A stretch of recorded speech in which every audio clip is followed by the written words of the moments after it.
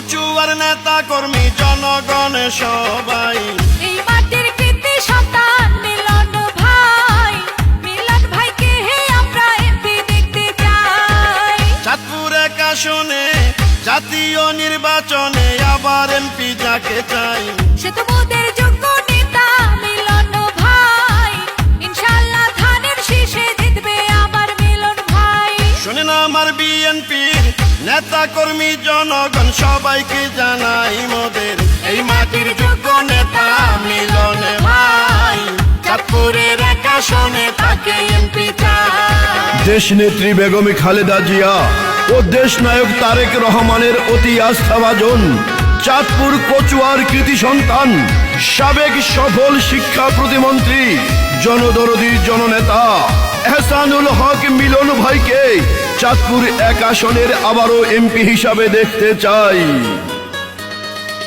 যত আছেন ভাই মুরব্বি ছোট বড় সবাই মিলন ভাইয়ের পক্ষ থেকে সালাম জানাই।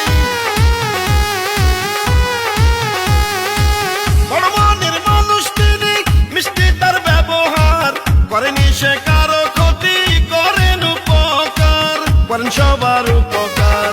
কচুয়ার সবাই বলে মিলন ভাই এমপি হলে কোনো চিন্তা নাই, তাই তো চলো চলো সবাই মিলে সমর্থন জানাই, বিএনপির প্রার্থী আমরা মিলন ভাইকে চাই। শোনেন আমার চাঁদপুরের কচুয়ার নেতা কর্মী জনগণ সবাই এই মাটির কৃতি সন্তান মিলন ভাই, মিলন ভাইয়ের ধানের শীষে ভোট দিবেন সবাই।